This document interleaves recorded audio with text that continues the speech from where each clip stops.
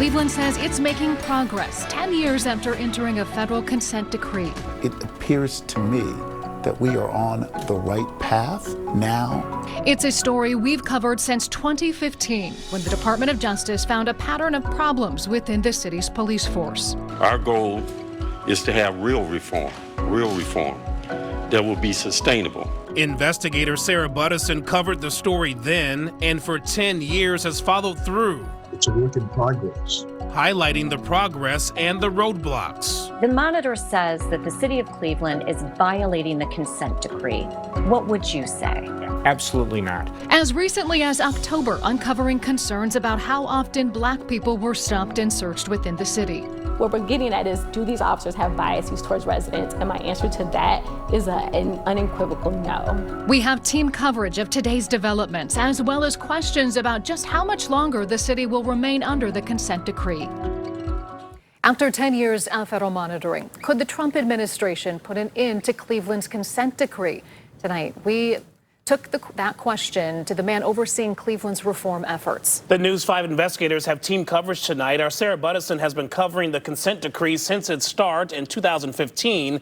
But we begin with Tara Morgan, who sat down for a rare interview with the chief monitor. Well, May marks 10 years for the consent decree to reform police practices and policies. Federal Monitor Karl Racine has been overseeing it the last 2 years. He says he's seen significant progress, but there is more work to do. The consent decree was born out of this chase, where police fired 137 shots at 2 unarmed people.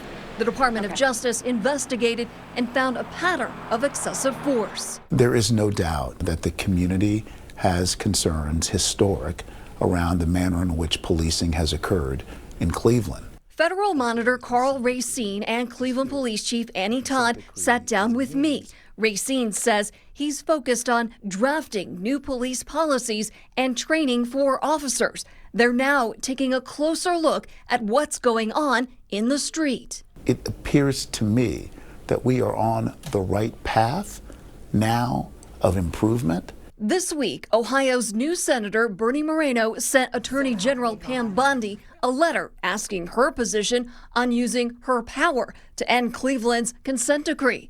In a statement saying law enforcement officers need to be able to do their jobs and enforce the law without politicians holding them back.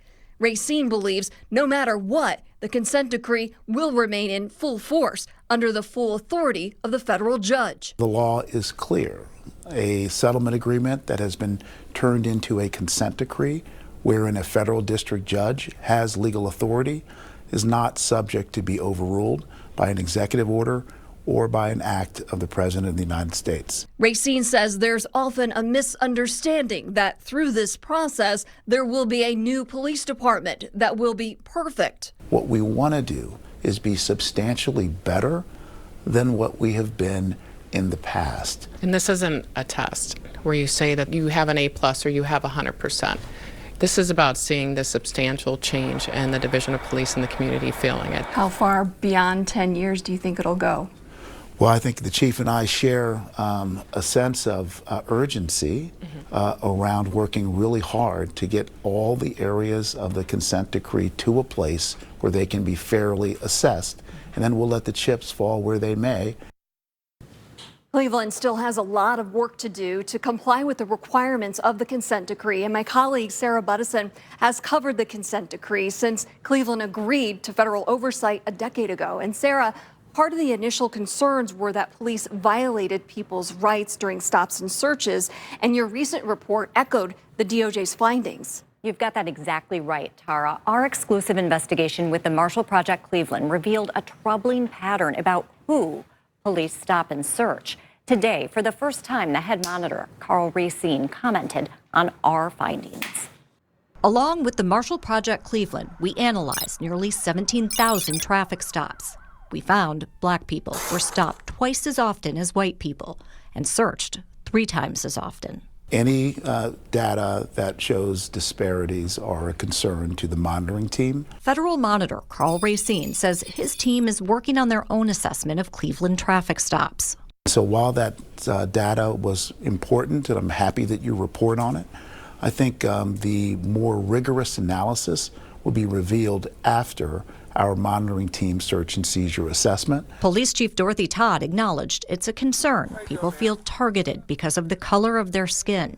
She also said her officers are pulling over a vehicle, not a person, during a traffic stop. I'm not going to pass judgment on what our men and women do on a daily basis. The two appeared to be on the same page during this interview. Behind the scenes, there's a battle between Racine and the city over your money. In court documents, the city says costs have skyrocketed under Racine. After all, his law firm billed Cleveland nearly $500,000 for just the first half of 2024. At the same time, Cleveland continues to struggle with another number. In January, the city had just over 1,100 officers, more than 200 fewer than called for in the city's budget. For 3 years, my series, Dangerously Understaffed, has covered the department's staffing crisis. Some officers and politicians have blamed federal oversight for pushing officers out the door. But Racine says a consent decree can decrease crime and increase officers' morale. The idea that consent decrees hurt public safety and morale is not true. So what is next? A status conference over the billing dispute is scheduled for later this month. The monitoring team releases a report every 6 months detailing Cleveland's progress towards police reforms. And Tara, their next report is expected to be released in March. All right, Tara and Sarah, thank you so much. A lot to stay on top of. We know you will for us in the days and weeks and months ahead. Thank you so much for that.